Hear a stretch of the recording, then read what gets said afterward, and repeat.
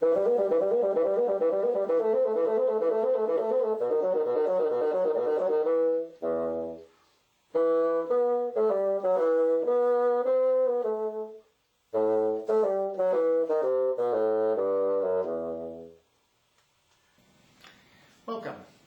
In this video, I will be discussing finger position and proper finger techniques. This is material that will be useful not only to the beginner, but also for the more advanced student as well. So let's start out with first the technique on the bassoon we call the half-hole technique. This particular technique is used on the 3 notes above open F. We call that F3 in the labeling system from the Acoustical Society of America. And the first note would be F sharp 4. Now I'm going to come a little closer to the camera so you can see exactly what I'm going to do here. So for F sharp 4, we need to vent a little bit this first half hole. And you can understand the proper position of the half hole if you press down your first finger and then look at where the hole appears. And you can see that the hole is off to, the little hole is off to the side on my finger. The position, it should not be centered in the middle of the finger, but a little bit to the side. And when we half hole, we never slide up and down. Instead, you turn the finger a little bit. Now, the proper effect of the half hole can be observed by the way the note sounds when the hole is open or closed. For instance, I'll start the F sharp 3 above open F, with the half hole open, and then I'll slowly close it.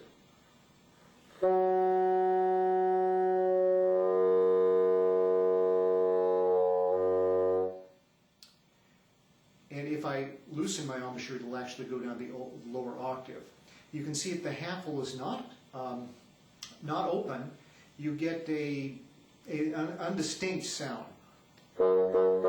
indistinct sound, so that it's almost like a chord. In fact, it's a multiphonic, is what we'd call this on the bassoon.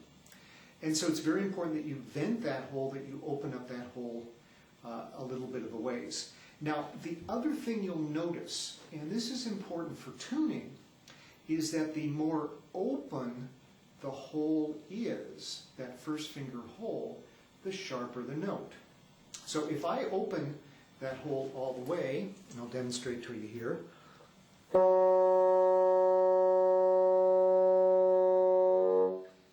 I don't know if you can hear that, but I open the hole all the way and then I slowly close it.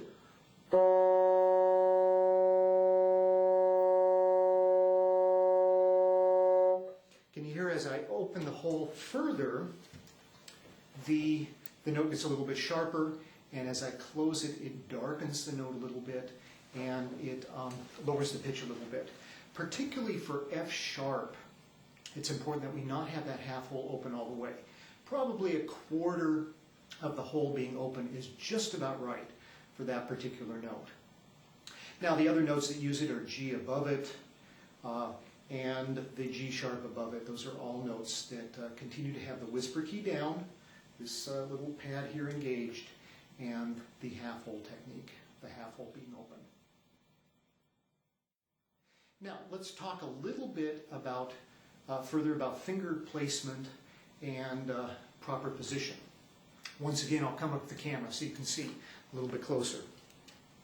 Now, what you want to try to do is to keep a certain curve to your fingers and avoid over collapsing. So if this joint or any of the others are over collapsed, then you see in order to raise it, you actually have to have a little bit of pre-motion going. So if you can keep these fingers pretty much straight without much collapse going on there, it gives you a movement that is very good at opening and closing the notes rather than extending.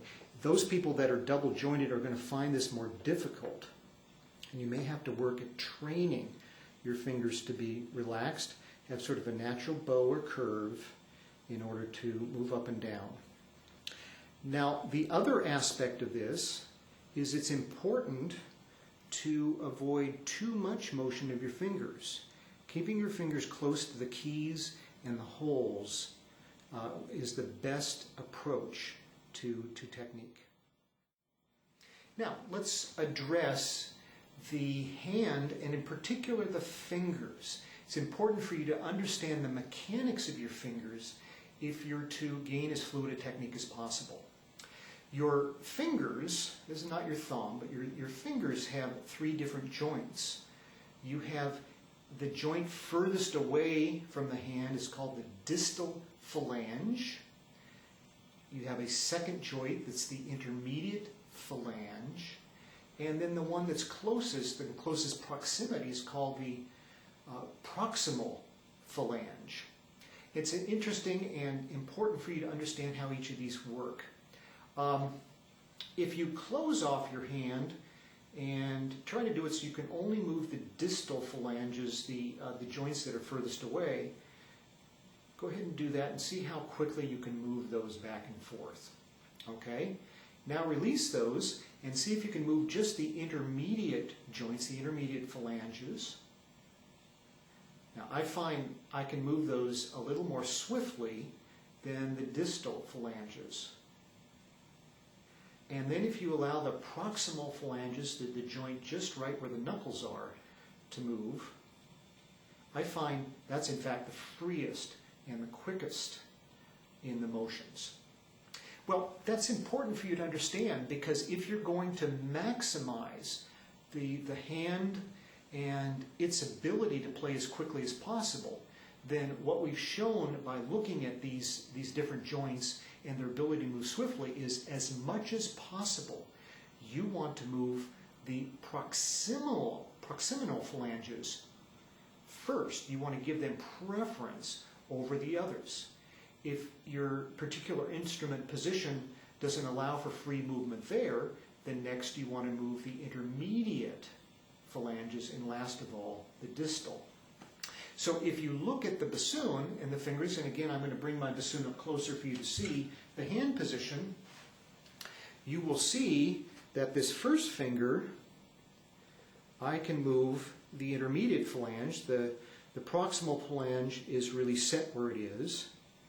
The second finger and the third as well, there is some distal phalange motion I can do. So it's important for me not to be moving my fingers this way, but to concentrate on trying to get as much motion from there, leaving these fingers just pretty much set, leaving the distal and intermediate phalanges pretty much set, and allowing the motion to be as much as possible in the proximal. Now, in the right hand, it in fact should be all proximal phalange movement. I can always move from the knuckles, again establishing the curvature and the position of the fingers, not moving this way.